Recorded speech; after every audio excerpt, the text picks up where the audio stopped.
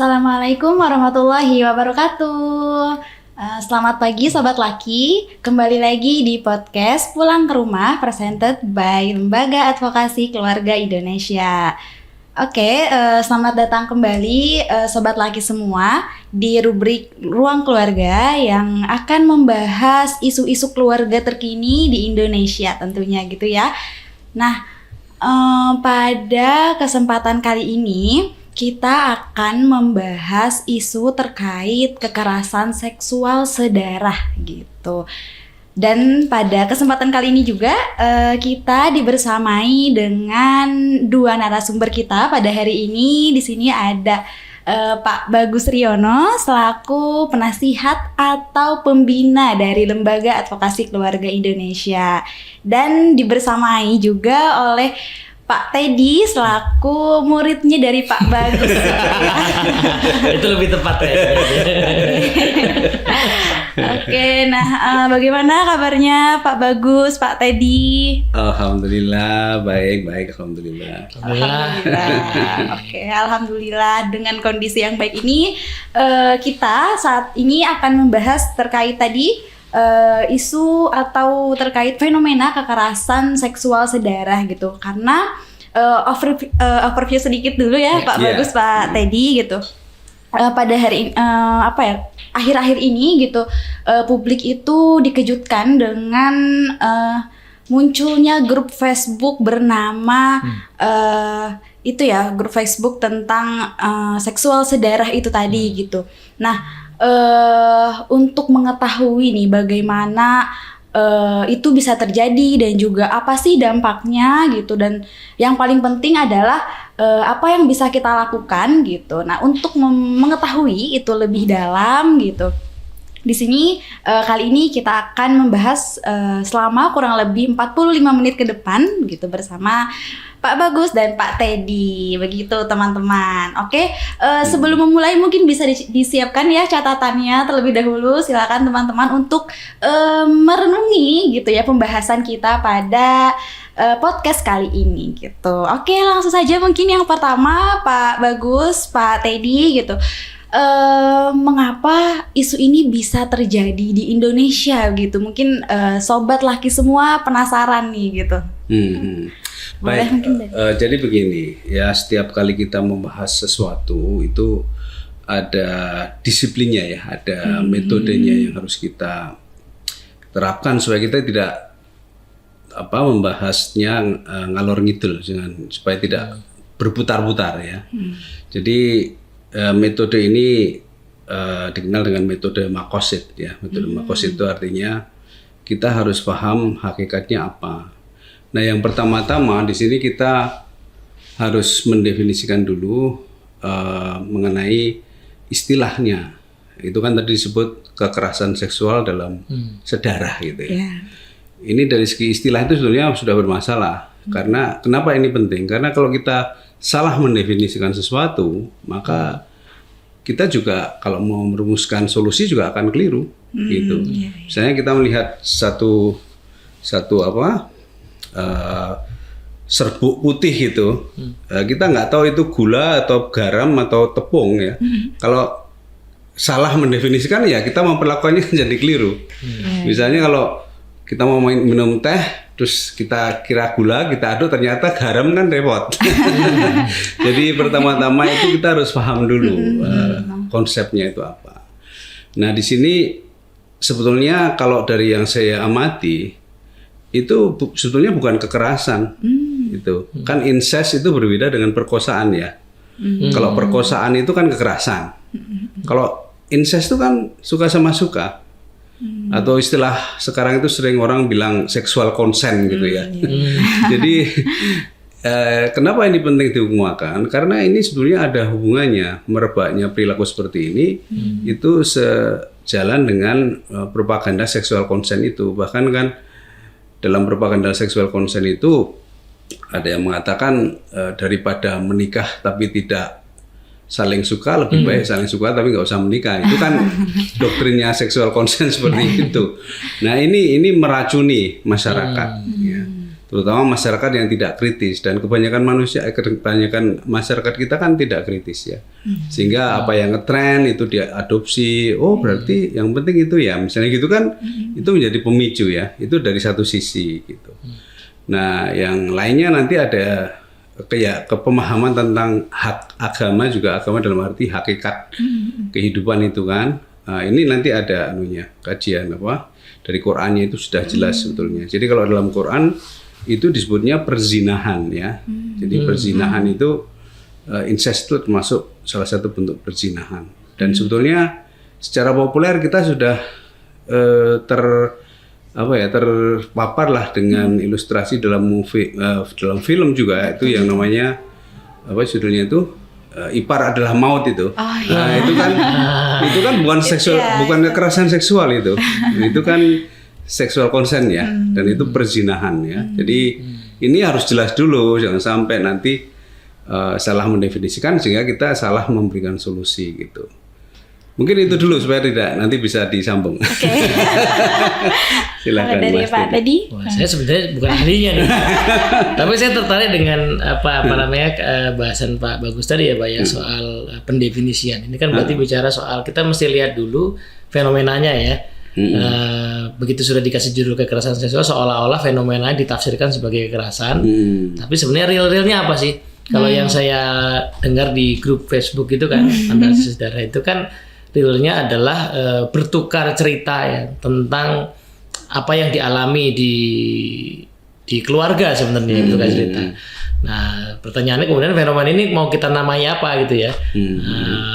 Ya sebenarnya istilah yang sudah kita kenal namanya incest. Nah, seandainya itu mau dipakai definisi tadi, berarti pertanyaannya kemudian kalau mau diurai ya, kok bisa terjadi sih? Ya kan? Ini mungkin Pak Bagus yang lebih banyak punya update sama riset-riset ya.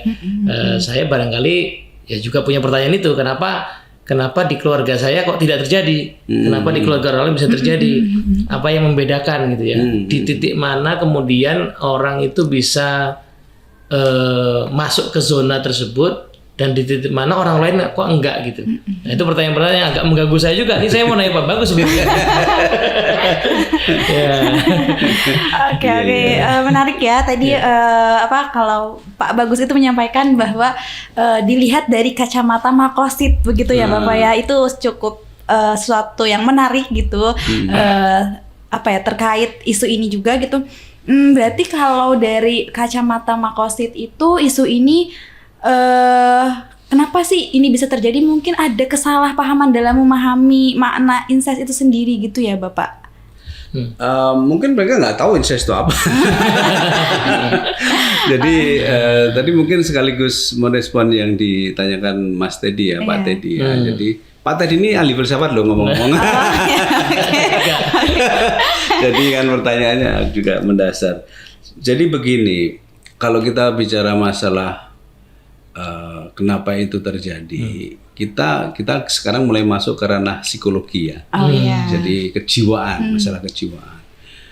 Mungkin sebelum itu kita perlu sampaikan dulu bahwa memang secara natural saudara itu punya daya tarik satu sama lain. Jadi ada kisah-kisah ya, misalnya ada saudara sekandung yang dipisahkan karena keluarganya pecah gitu. Itu ketika mereka dewasa itu mereka saling tertarik. Jadi ada magnet gitu antar keluarga itu. Dan bahkan sempat menikah juga. Tapi begitu tahu itu saudaranya sendiri baru itu menjadi masalah gitu. Itu jadi secara natural, secara alamiah itu saya sih belum tahu secara biologis bagaimana ya, tapi secara psikologis itu ada daya tarik itu sesama saudara itu. Nah, oleh karena itu maka perlu ada yang namanya kalau dalam psikologi ada inhibition itu ya. Inhibition itu mekanisme menghambat itu. Mekanisme menghambat itu memang harus diciptakan. Jangan sampai orang itu hanya menuruti dorongan-dorongan naluriah saja yang itu ya bisa jadi melanggar norma-norma gitu. Nah, salah satu faktor penghambat yang paling kuat itu adalah agama ya, keyakinan agama atau aturan agama atau syariah ya. Jadi disitulah pentingnya agama gitu. Jadi tidak bisa kita hidup itu terus mengabaikan ajaran agama. Karena apa? Karena ajaran agama itu kan datang dari Tuhan, dari Allah ya. Dan Allah tuh maha tahu tentang sifat kita. Makanya dia buat aturan untuk menghindari hal-hal yang tidak seharusnya terjadi. Tetapi di sisi lain, kalau kita melihat dari perspektif agama, kita juga harus sadar bahwa sebetulnya setiap manusia itu ada setannya gitu. Ini yang mungkin dalam ilmu psikologi yang biasa nggak dibahas ya. Jadi setan itu ada, real. Jadi makanya kalau dalam Quran itu setan itu adalah musuh yang nyata bagimu. Nah, makanya setan dengan agama itu kan bertentangan gitu. Artinya begini, setan itu selalu membuat kita tercopot, terlepas ya dari agama. Karena kalau sudah kita tercopot dari akar agama, itu mudah sekali diumbang-ambingkan oleh setan itu. Nah, itu perspektif ya agama dalam arti yang juga mempertimbangkan hal-hal yang gaib ya. Tapi kan kalau kita hanya psikologi aja, kadang-kadang terutama psikologi yang konvensional yaitu tidak mengakui itu. Walaupun ada psikologi transpersonal dan sebagainya, dan mereka tidak melihatnya sebagai sesuatu yang menyatu dalam diri manusia, itu seolah-olah hanya komunikasi dengan arwah dan sebagainya. Tapi padahal setan itu ya menyatu dengan diri kita dan dia mengalir di darah kita gitu. Makanya itu harus ada antidotnya gitu. Antidotnya itu agama itu. Gitu. Itu psikologi Islam gitu kalau dalam kacamata psikologi Islam gitu ya Pak ya. Dari Mas Teddy ada tanggapan dulu? Menarik ya. Biar agak berimbang gimana ya. Saya mungkin agak bahas dari sisi, saya pernah menulis beberapa artikel pendek Pak Bagus, Mbak Nisa, tentang relasi ya. Jadi moga-moga nanti jadi buku ya. Jadi saya lagi mendalami tentang relasi antar manusia itu seperti apa sih gitu. Nah, kesimpulan sementara adalah relasi itu selalu adalah relasi dalam batasan. Jadi semua relasi orang tua sama anak itu berelasi, tapi ada batasannya. Ya contoh lah misalnya ayah adalah wali bagi anak perempuannya pada saat dia belum menikah. Begitu sudah menikah, batasannya berubah. Nah, jadi hubungan selalu gitu. Hubungan kerja itu ada batasannya, kontrak kerja. Di luar hal kontrak kerja saya nggak bisa minta apapun. Nah, kalau kontrak kerja selesai, batasan itu berubah lagi gitu ya. Pelanggan juga begitu. Jadi relasi selalu begitu supaya hubungan antar manusia jadi ada ada ujungnya, ada gunanya ya. Saya harus bikin kontrak kerja supaya kerjaan saya selesai, kan jelas kan, saya kerja, saya dibayar. Orang tua harus bikin batasan dengan anaknya supaya jelas anak siapa yang harus saya asuh nih. Kalau enggak kan anak orang nanti masuk saya, ya kan. Nah, kemudian dalam kasus di Islam misalnya kalau ada anak orang tuanya meninggal, bapaknya meninggal, kan ada ajaran bahwa dia akan diasuh oleh pamannya misalnya gitu. Nah, itu kan supaya ada kejelasan ya, kalau supaya tidak terombang-ambing. Nah, saudara kan begitu juga, dari agama mengatur harus ada batasan supaya tatanan sosial itu ya bisa berjalan dengan baik gitu. Nah, ketika batasan itu akhirnya tidak dipahami atau dilanggar ya, nah itu yang kemudian nanti dalam jangka panjang pasti akan timbul problem. Ya, karena kalau ngomong bicara soal secara biologis mungkin yang pernah kita dengar ya akan insest itu punya dampak kepada keturunan segala macamnya, tapi itu kan satu angle saja ya. Tapi angle secara sosial barangkali ya di situ bahwa kenyataannya relasi manusia nggak mungkin tidak ada batasan, dan makanya diaturlah kakak adik seperti apa, sepupu bagaimana. Kenapa kok kakak adik kalau di Muslim misalnya boleh buka aurat, tetapi dengan sepupu misalnya tidak, itu ya karena memang tiap relasi punya kekhasan yang nanti memungkinkan ada tanggung jawab, ada tugas-tugas di situ. Nah, incest ini kan berarti mungkin salah satu gejala kaburnya ya, kaburnya batasan hubungan antara saudara gitu kan, termasuk mungkin orang tua ya, kan incest bisa juga dengan orang tua gitu. Oke, menarik ya. Maksudnya dari sisi tadi psikologi Islamnya ternyata secara naluriah itu manusia ternyata memang bisa aja ada kecenderungan untuk tertarik ya sesama saudara gitu ya, dengan orang tua sendiri gitu. Nah, terus tadi juga terkait batasan, ternyata di keluarga yang mungkin kita anggap ya dekat gitu ya, itu juga ternyata tetap perlu punya batasan gitu ya. Terus pertanyaannya kan selalu muncul tuh ya naluriah gitu. Terus juga ternyata tadi budaya di Indonesia kan ya terbuka dengan keluarga dan sebagainya, tapi juga perlu ada batasan gitu ya, karena dilihat ternyata masalah ini juga muncul dari kaburnya tadi ya batasan-batasan itu tadi. Lalu apa yang harus dilakukan oleh keluarga Indonesia gitu untuk akhirnya bisa mencegah hal-hal seperti incest itu terjadi kayak gitu. Ya. Baik, jadi yang disebut batasan-batasan tadi sebetulnya itu sudah tertulis ya di dalam ajaran Islam syariat itu. Jadi misalnya anak laki-laki dan perempuan kalau sudah mulai balik itu nggak boleh sekamar gitu kan. Bahkan anak itu tidak boleh masuk ke kamar ayah ibunya di waktu-waktu tertentu, misalnya sehabis subuh atau setelah malam dan sebagainya itu. Itu sebenarnya batasan-batasan yang diatur ya untuk mencegah segala sesuatu itu yang musibah ya, sebut aja itu sesuatu yang tidak menguntungkan atau merugikan itu supaya tidak terjadi ya, yang buruk-buruk itu supaya tidak terjadi ya. Nah ini yang kalau kita bisa mengikuti itu aturan itu dengan disiplin begitu, itu otomatis kita akan terhindar dari itu gitu.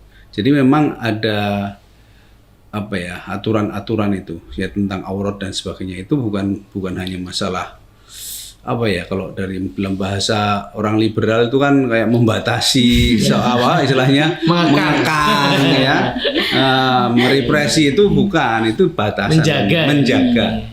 Nah, jadi kadang-kadang orang itu maunya bebas, tapi begitu terperangkap, terjebak di situ, dia bingung kenapa bisa begitu ya. Dia salah dia sendiri sebetulnya, dia membebaskan diri, membuka diri, tidak membatasi diri gitu.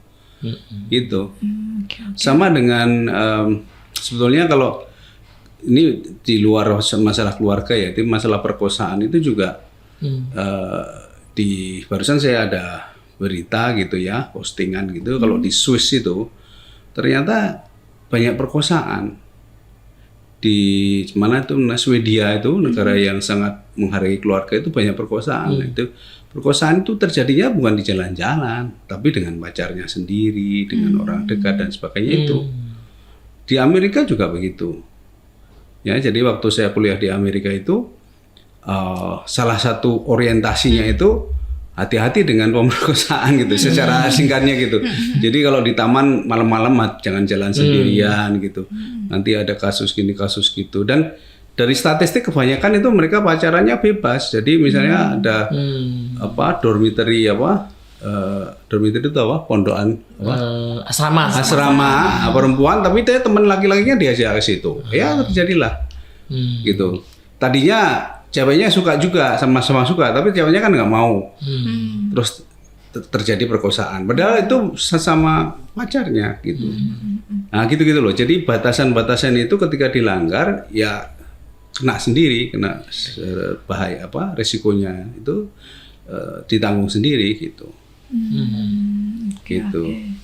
Nah ini makanya sekali lagi kita tidak usah terhanyut ya dengan propaganda kebebasan dan sebagainya itu, karena itu ada risikonya. Termasuk juga menjaga aurat itu bukan pengekangan ya, itu ada perlindungan. Itu yang harus kita pahamkan kepada mereka, pada masyarakat pada umumnya lah gitu ya. Dari Mas tadi ada tanggapan? Mau minjem dan numpang tadi pikiran Pak Bagus yang awal soal makosid ya. Saya memahaminya sebagai maksudnya tadi dalam hal aturan atau ajaran itu kan seringkali orang menangkapnya barangkali ya belum sampai pada maksudnya. Jadi misalnya tadi aurat itu kalau pakai kata dijaga kan jadi maksudnya menjaga. Maka saya coba untuk menerapkan karena itu menjaga diri saya dan orang lain juga gitu kan. Tapi kalau saya memaksudkan menangkapnya sebagai pengekangan kebebasan saya, maka saya akan cenderung melanggar, yang akhirnya ada cenderung tadi melawan betul. Karena saya jadi mungkin ada dua ya kalau ada hal yang bisa dilakukan untuk memperbaiki. Pertama barangkali ya belajar ulang soal batasan-batasan tadi, keluarga, bagaimana mendidik anak, memisahkan anak dan segala macamnya. Tapi sekaligus juga menelusuri maksudnya. Karena generasi sekarang adalah generasi yang menghendaki maksud itu ya. Kenapa ya?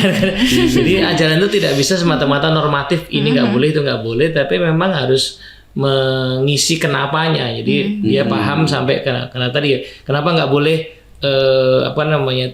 masuk kamar orang tua di jam tertentu ya, mungkin sesuai usianya ya, nanti makin dewasa dia perlu dijelaskan kenapanya, sehingga itu menjadi sesuatu yang bisa dihayati. Jadi pembatasan tadi ada sesuatu yang bisa dihayati untuk menjaga diri saya dan orang lain sebenarnya.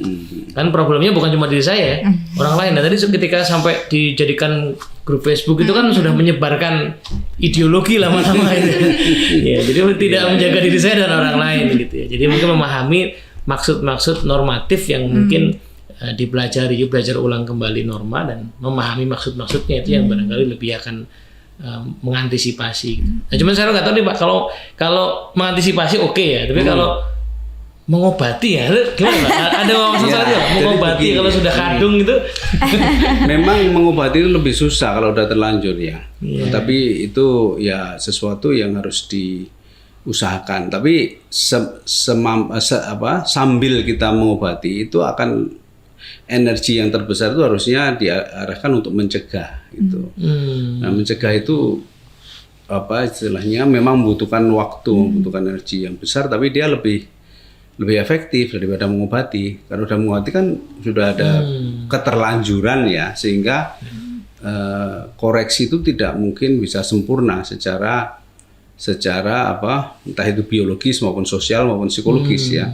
Cuman alhamdulillahnya Allah itu Maha Pengampun gitu. Nah ini kalau kita kembali lagi ke agama, sebetulnya agama itu juga memberikan solusi.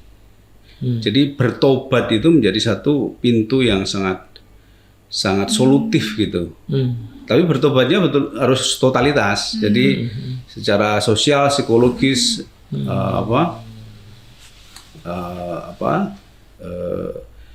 maksudnya secara biologis juga ya, itu nanti akan bisa sembuh dalam tanda petik ya. Sembuhnya itu mungkin tidak seperti orang luka terus sembuh gitu enggak, tapi artinya secara kejiwaan itu nanti dia bisa kembali lagi. Dan ini banyak contohnya. Maksudnya bukan hanya masalah seksual ya, bahkan masalah kriminal, masalah pembunuhan dan sebagainya kan. Bertobat itu penting. Itu kalau kuratif ya. Tapi sekali lagi akan lebih baik kalau kita mencegah.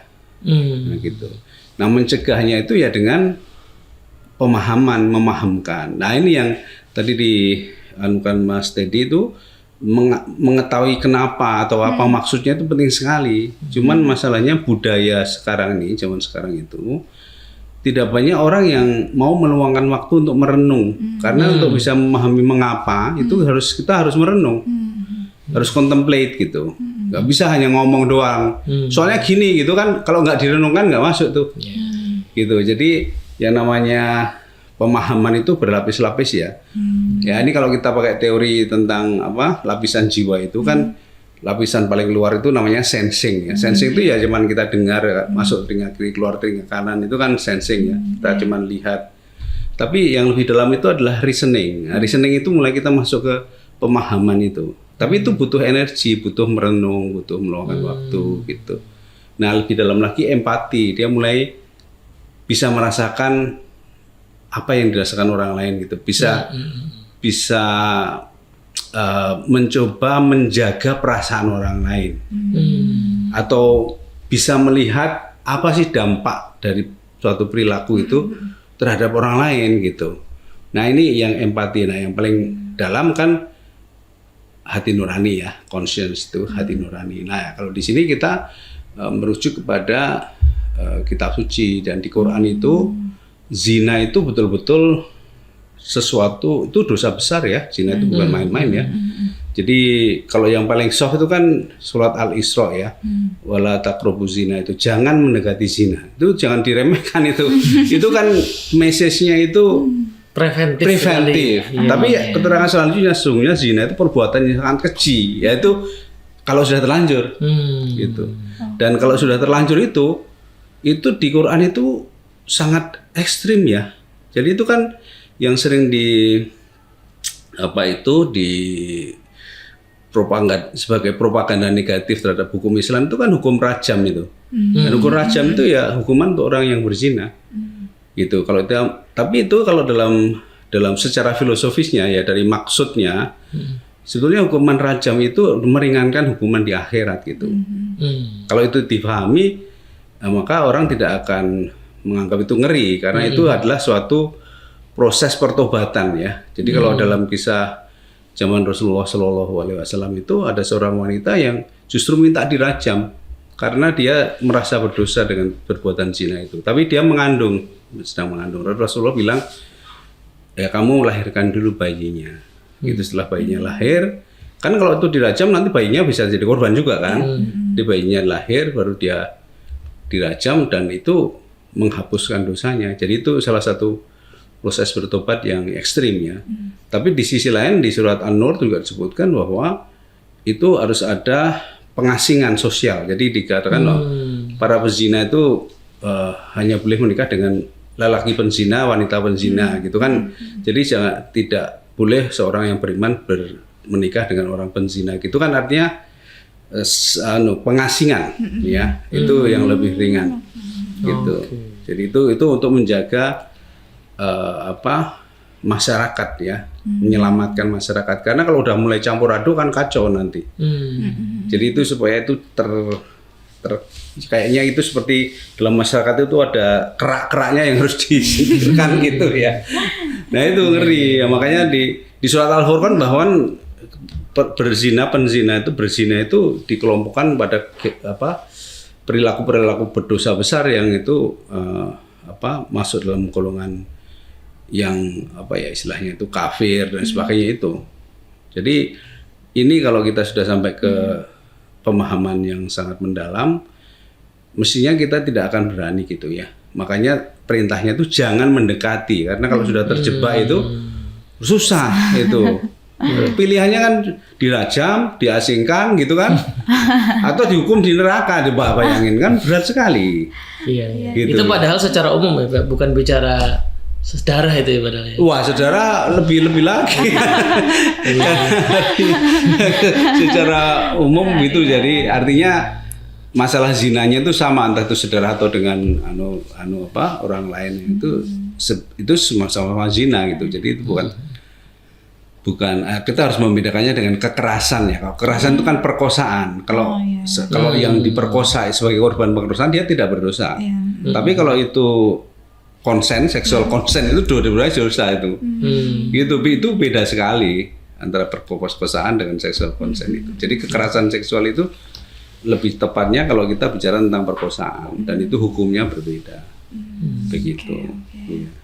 Oke, menarik ya, berarti yang bisa keluarga Indonesia lakukan gitu ya. Tadi mempelajari kembali terkait batasan-batasan, terus juga meyakini bahwa batasan-batasan yang udah dikasih sama Tuhan, sama Allah itu adalah baik untuk diri kita sendiri gitu. Setidaknya ketika kita belum tahu nih maksudnya apa, tapi dengan meyakini dulu mungkin bahwa sesuatu yang Allah ciptakan itu pasti punya maksud yang baik. Coba sampai situ dulu pun juga mungkin usaha yang bisa kita lakukan gitu ya. Memahami maksud di balik batasan-batasan yang Allah tetapkan kayak gitu. Tadi menarik ya Bapak ketika terkait pemerkosaan begitu. Nah, kan dalam kasusnya fenomena sedarah ini kan banyak yang antara orang tua dengan anak, apalagi anak di bawah umur gitu. Nah, di sini bagaimana kita menyembuhkan anak yang di bawah umur ini begitu? Kalau tadi kan secara dewasa kan ya bertaubat dan sebagainya gitu ya, orang dewasa dan sebagainya. Nah, kalau misalnya ini terjadi di anak kecil yang itu sebagai korban, itu bagaimana ya? Apa yang bisa keluarga lakukan mungkin terkait penyembuhan untuk si anak ini gitu? Ya, kalau kita kembalikan ke ajaran Quran tadi, yang jelas dia harus diasingkan dengan pemerkosanya itu, entah itu ayahnya, entah kakaknya atau siapa itu ya. Jadi jangan sampai terjadi interaksi karena itu kan traumatik ya. Nah, lalu anak ini harus diasuh ya dengan sedemikian rupa dengan memperkenalkan pengampunnya Allah dan sebagainya, bahwa musibah itu yang dia tidak sengaja itu bukan dosa dia. Ini kan ada guilt juga yang muncul ya. Dan itu banyak. Ada kasus yang menarik dari Prof. Malik Badri, yaitu ada seorang perempuan, dia tuh mengalami OCD gitu dan sebagainya. Ternyata sumbernya ya itu karena dia pernah bukan diperkosa tapi dipaksa berzina oleh bosnya atau gimana gitu. Terus dia merasa sangat bersalah gitu, sehingga dia selalu merasa kotor gitu. Akhirnya terapinya itu di samping terapi yang pakai pendekatan kognitif, behavioristik, tapi juga terapi dengan disuruh membaca, mengaji ya ayat-ayat Quran tentang Allah itu Maha Pengampun gitu. Dan itu berulang-ulang. Itu sampai 23 sesi kalau nggak salah konseling itu. Karena itu berat sekali kan. Nah, karena trauma seperti itu kan dia menjadi kalau nggak salah ya, ini saya nanti tolong dicek ada artikelnya soalnya. Dia jadi sangat cemas atau takut kalau misalnya berinteraksi dengan laki-laki gitu kan. Nah, terus ketika sudah di terapi itu salah satu indikatornya bahwa dia sudah sembuh, dia sudah mau sholat diimami oleh ayahnya. Nah itu berarti sudah traumanya itu udah mulai hilang gitu. Nah itu jadi ya kita nggak bisa mengubah pengalaman buruk di masa lalu, tetapi kita kan harus melihat ke depan ya. Kita harus membangun kembali ya jiwa kita, menggantungkan diri pada Allah ya, mengimani bahwa Allah itu Maha Pengampun. Ya itu ibarat dosa kita udah sebesar gunung, itu kalau Allah mengampuni ya hilang semua dosanya itu gitu. Jadi hal semacam itu yang harus ditanamkan pada dia. Tapi juga sambil dilindungi, jangan sampai dia berinteraksi lagi dengan pelakunya itu. Itu yang tadi kan pengasingan itu loh, dia harus diasingkan ya mereka gitu. Oke. Dari Mas Teddy saya nggak punya keahlian itu, jadi saya manut saja sama Pak Bagus. Itu sama sekali nggak ada keahlian itu. Saya cuma baca aja. Ya, tapi saya dapat insight menarik tadi Pak, pas dikatakan tadi bahwa pilihan katanya bagus menarik ya, musibah ya. Jadi terhadap korban itu kadang-kadang itu kan yang lebih meringankan memang menganggap itu dengan namanya musibah. Musibah itu kan sesuatu yang terjadi pada kita, kejadian yang diatur ya, diizinkan oleh Allah gitu ya. Nah pertanyaannya adalah maknanya apa? Itu kan maknanya apa yang tadi berusaha diresapi, dihayati dengan cara merenungkan ayat-ayat Quran. Nah barangkali itu yang poin penting ya bagi kita yang mengalami kejadian apapun yang seolah-olah kita menjadi korban, tapi lalu kok jadi merasa bertanggung jawab gitu ya. Itu ya tadi kata kuncinya musibah itu jadi krusial ya, jadi penting gitu ya. Jadi kita tidak menafikan bahwa orang ini korban, tetapi ya nama kejadiannya itu musibah. Nah coba dihayati kata musibah itu maksudnya apa dan bagaimana menyikapi musibah itu yang mungkin kalau ditarik agak lebih luas begitu ya. Dan yang menarik kalau dalam Quran tuh semua istilah itu sebenarnya memberikan harapan. Ya, seperti kata musibah itu kan sesuatu yang memang kita alami dan itu sudah menjadi semacam sudah itu datang dari Allah juga. Ada maksud sebagai ujian gitu. Sebagai maksud untuk mengingatkan kita supaya kita bertobat dan sebagainya. Jadi ada maksudnya. Bahkan kata azab pun yang sering kita terjemahkan sebagai siksa itu sebetulnya adalah pembersihan gitu. Jadi orang yang diazab itu artinya dia dibersihkan gitu. Makanya ya kalau kita paham betul maksud dari kata-kata yang digunakan Al-Quran itu sebetulnya semuanya itu mengandung harapan gitu. Dan bahkan dosa sebesar apapun seperti di surat Al-Buruj itu ya, saya cukup tertegun waktu itu karena menyaksikan kekejaman Israel ya terhadap bangsa Palestina. Itu di surat Al-Buruj disebutkan itu mereka yang menganiaya orang beriman hanya karena mereka beriman, itu pakai koma dulu, kalau tidak bertobat gitu.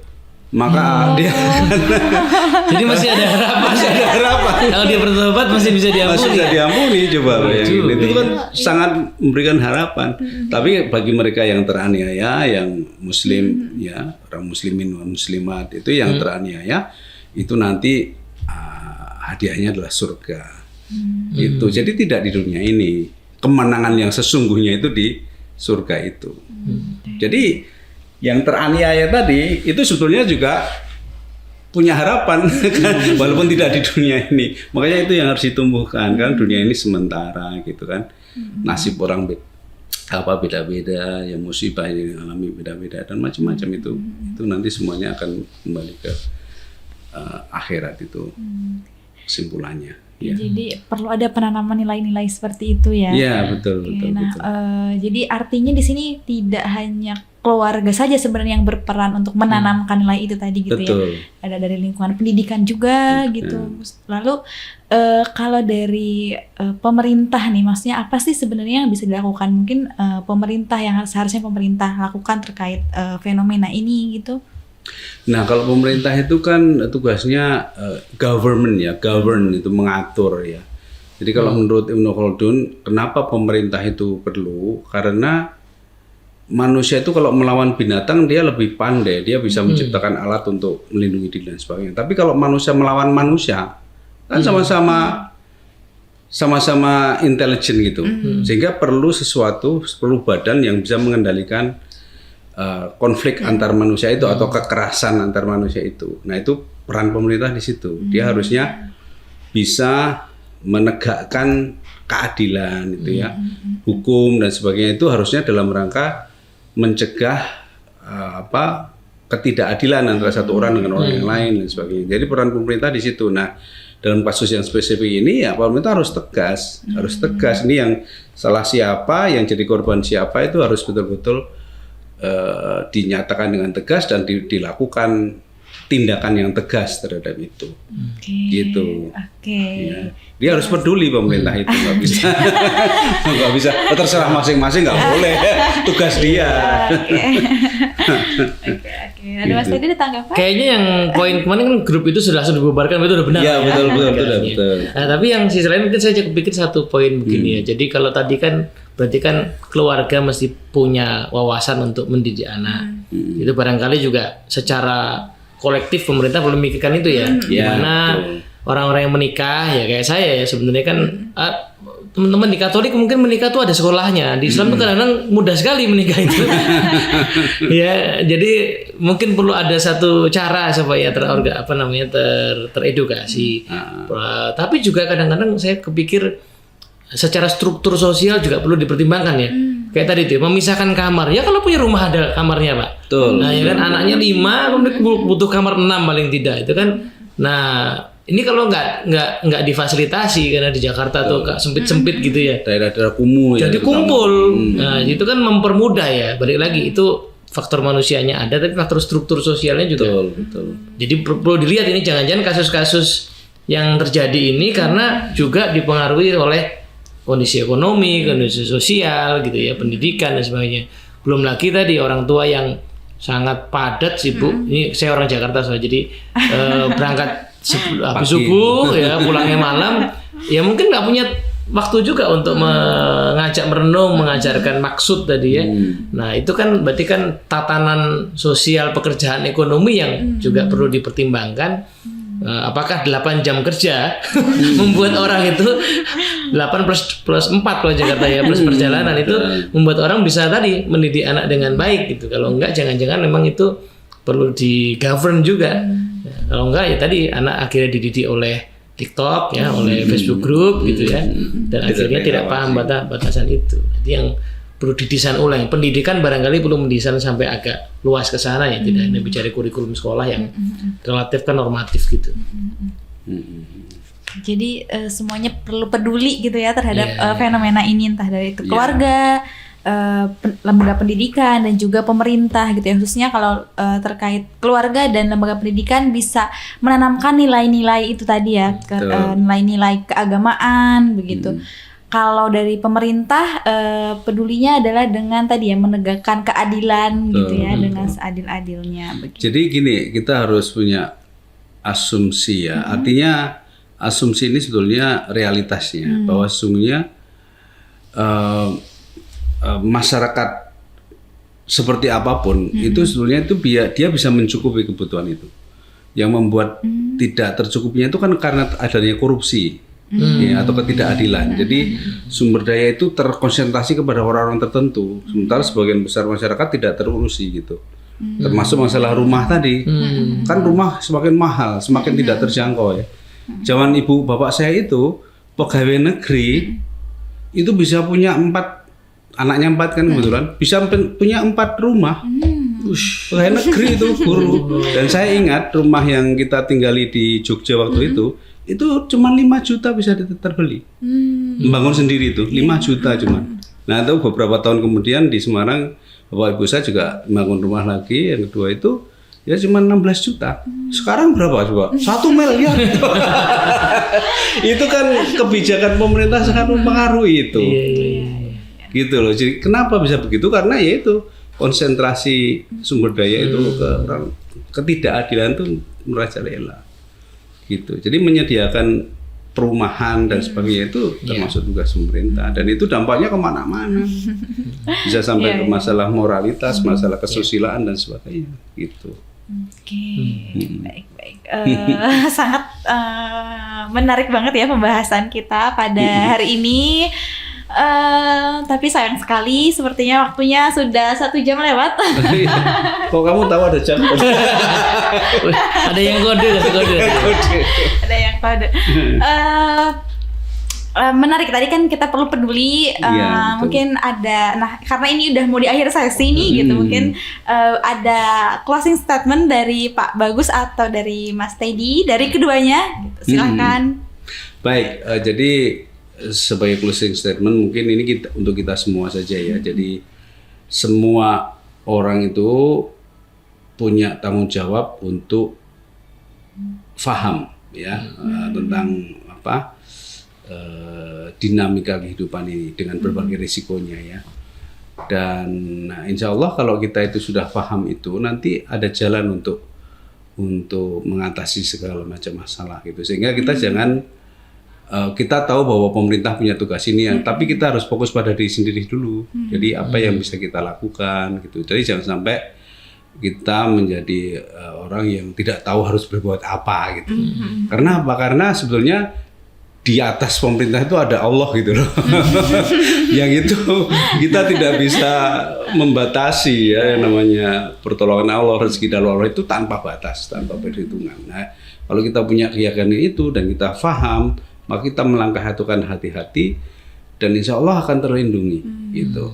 Tapi ya tentu saja itu untuk kita sebagai individu ya. Tetapi ya kita tetap mengusahakan ya, misalnya pemerintah atau masyarakat itu bisa berkontribusi juga. Tapi minimal kita harus mulai dari diri sendiri gitu. Gitu saya kira. Yeah. Oke, dari Mas Teddy. Saya mau meng-highlight tadi Pak Bagus, saya pernah baca tulisan beliau ya soal yang tadi sensing, kemudian reasoning itu ya. Saya pikir fenomena yang muncul ya soal seksualitas LGBT itu kan fenomena yang jadi gejala karena orang berhenti di tahapan indrawi, tubuh. Yang diomongin itu tubuh terus gitu. Termasuk tadi pengakangan, penampilan itu yang diomongin seolah tubuh itu segalanya gitu ya. Padahal manusia itu ada nalarnya, ada jiwanya. Dia bisa mentransendensi, dia bisa berperilaku yang luhur. Nah, problemnya kan kita sekarang distimulasi dengan yang tubuh tadi ya, dengan sensasi, dengan hiburan.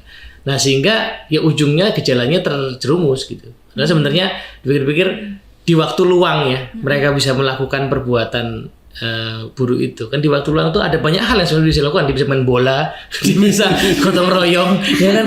Nah, kenapa kok ada pilihan itu ya? Karena itu seluruh waktunya digunakan untuk menikmati hanya urusan tubuh itu. Padahal tubuh itu sebenarnya bisa dipakai untuk mentransendensi. Nah, itu yang perlu apa namanya dikampanyekan gitu. Kita ini di waktu luang itu kalau cuma nonton ya, kalau cuma apa namanya main rebahan itu ya pasti akan terjerumus ya. Nah, kita mesti tahu bahwa di waktu luang kita yang mahal itu apa hal berguna, bermanfaat buat orang lain, buat diri kita yang bisa lakukan. Nah itu yang sebenarnya akhirnya nggak perlu mencari aktivitas lain ya, yang hanya melulu soal tubuh.